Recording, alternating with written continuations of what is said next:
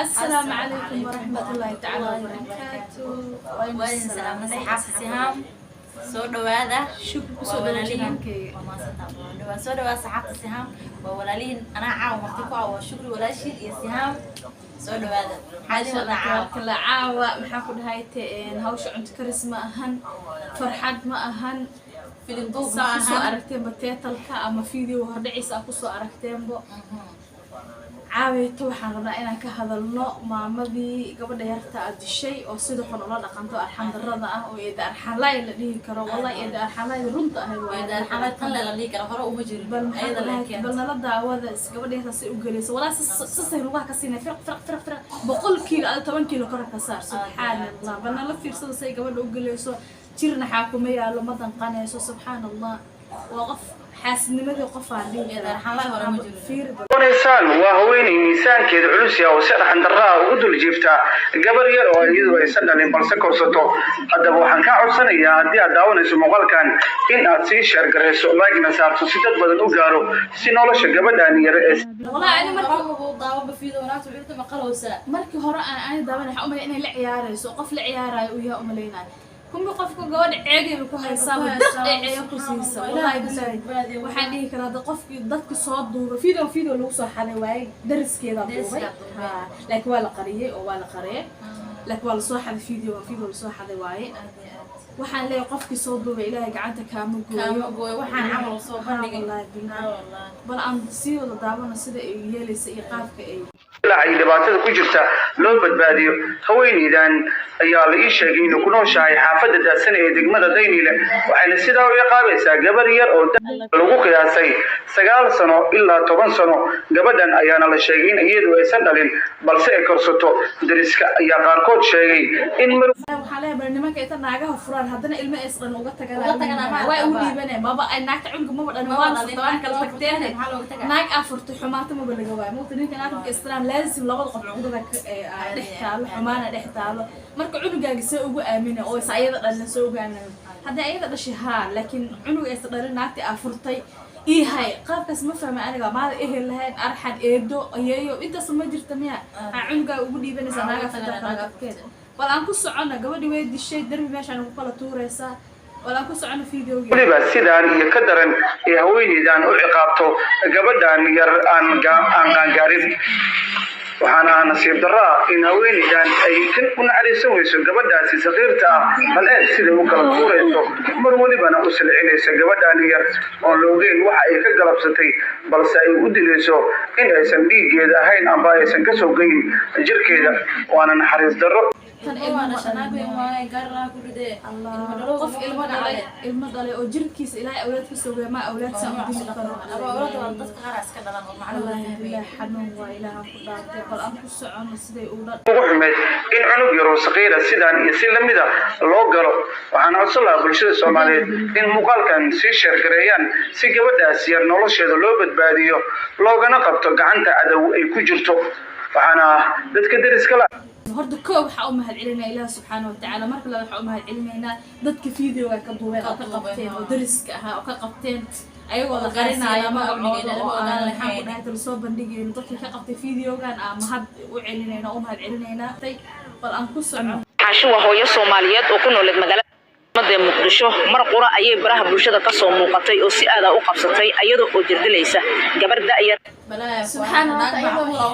جابك أنا معقولة وما لسه بالفيلم والله باتنا أسكرت السوق قبتي لما أمني السوق قبتين أيدي الله هاي عيونتي يرتاينو قبل أسوريا قعدت كوها السوق ولا أكو سعنا أرجنا وحيابي مارك تاي أنا بناك لا صبح حاول بعيرتك راح المشي سبحان الله بالله عيب كمان بغى سقف إلهي كحشون ويقضون إلهي كحشون وبلا أنا كمان حشون oo 9 sano jirta laguna magacaabo Sahro Cabdullaahi Maxamed waxa la sheegay in gabadhaasi ay u ahayd deedo aabaheed uu qabay balse ay kala tageen warar qaar oo hoosan helina ayaa waxa ay sheegayeen in sababta keentay shukri inay disho gabadhaasi eedada u ahayd ay ku kaliftay cabitaan ay qasatay in gabadhaasi yar ay rabtay in ay cabto balse ay ku qaylisay naxdinta ay لا إله إلا الله محمد رسول الله عبتاني عبي ربطة ده هي عبتانك عبي ربطي أكو قيلسي وين نحدنتي عبتانك لا دارتي عبتانك دارتي أدليسا عنت دارتي أدليسا الله يا سينس عبتانك عنتو علي هنا ضد مالي هنا ayada ma dhashaad ayada meelad u tahay naxda darteed ayaa cabitaankii waxa uu ku qabtay dhulka waxaana shukri ay markii dambe ku kacday falka jirdilka ahaa oo jirdil xun ayay u geysatay gabadha jirkeedana waxaa ka muuqday dhaawacyo hore sida ciidanka booliiska Soomaaliyeed ay sheegeen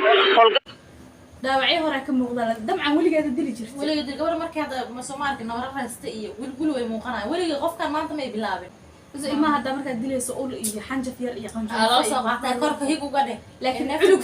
فعاق عمل أطباء وقفة لسه بقول كيلو ربع نقص كدوس كل جنا ماشي كل ما نصيب لهاد والله بالله. نقص كدوس كل جنا ماشي كل ما نصيب. لكن مرة قال كود وين نصيب بدنت هاي وحيقول نصيب بدنت عنو تأثيره. مرة قال كود وحيوا أقدم مودي صديف ولا قصو بر إلهي بحق يدي فيه. سؤال شتاعهم حتى قبل نقول ذيك بحق. والله ولا قاعت ولا شيء كلا إلا قاعت إن لا شيء ما أدري شيء بل أنقص عنه ay sameeyeen ayana ku soo qabteen Shukri Cabdullaahi Xaashi oo halkan oo ah xarunta dambi baarista CID ee magaalada Muqdisho ayaa markaas lagu soo xiray waxaana sidoo kale ciidamada booliiska Soomaaliyeed ay sheegeen in gabadha jirkeedu ka muuqdo nabaro xoogan oo bogsaday oo hore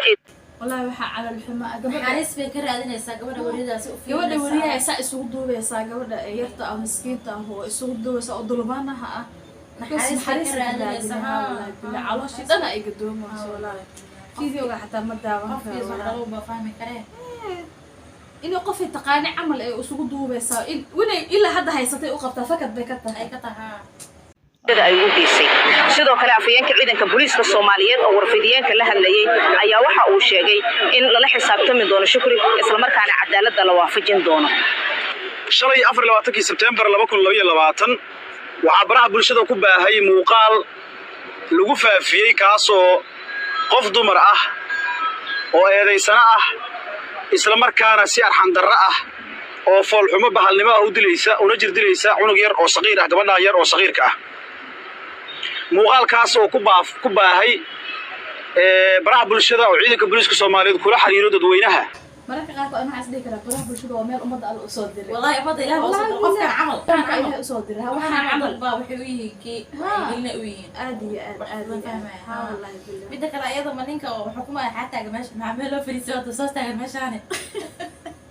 حبك يا إلهي كوي بناي تجلسنا أو جيك إسكا قصر لي والله أنا شرب بحر لي غفارتي